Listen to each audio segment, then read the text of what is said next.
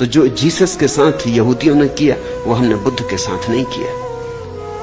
कभी इक्के दुक्के किसी पागल ने पत्थर फेंक दिया, लेकिन आमतौर से समाज ने कहा कि आप ईश्वर के अवतार हैं। महावीर को हमने थोड़ी बहुत गाली गलौज दी, लेकिन कोई जहर नहीं पिला दिया जैसा सुकरात को यूनान में पिला दिया। हमने कबीर को कोई मंसूर की तरह काट नहीं डाला जैसा मुसलमानों ने मंसूर को काट दिया। सज्जनों का देश है। हम तरकीब ज्यादा बेहतर जान गए। हम समझ गए कि जहां सुई से काम हो जाता है वहां तलवार की क्या जरूरत। मंदिर में बिठा देते हैं, मूर्ति बना देते हैं, फूल चढ़ा देंगे, शास्त्र बना देते हैं, और क्या चाहिए। मगर जगाने की कोशिश मत करो।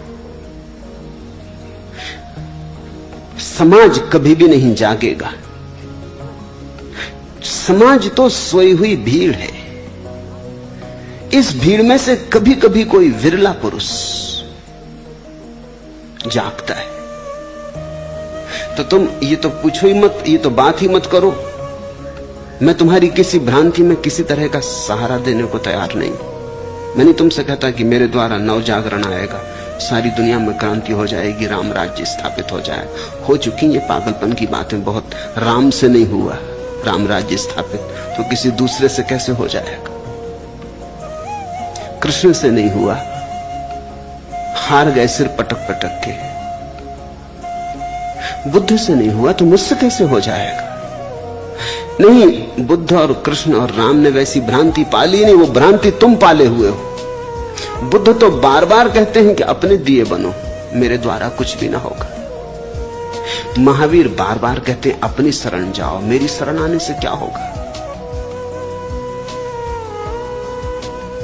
महावीर ने तो बहुत साफ कहा है कि मैं स्वयं जागा हूं, मैं तुम्हारे कल्याण के लिए नहीं आया हूं। यद्यपि जैन अभी भी कहे जाते हैं कि जगत के कल्याण के लिए उनका जन्म हुआ। महावीर कहते हैं मैं तुम्हारे कल्याण के लिए नहीं आया, क्योंकि कोई दूसरा तुम्हारा कल्याण कैसे करेगा। और अगर दूसरा तुम्हारा कल्याण कर सके तो वो कल्याण भी दो कौड़ी का होगा। उसमें तुम्हारा विकास फलित नहीं होगा, तुम्हारी आंतरिक उत्क्रांति घटित नहीं होगी, वो उधार होगा, बासा होगा।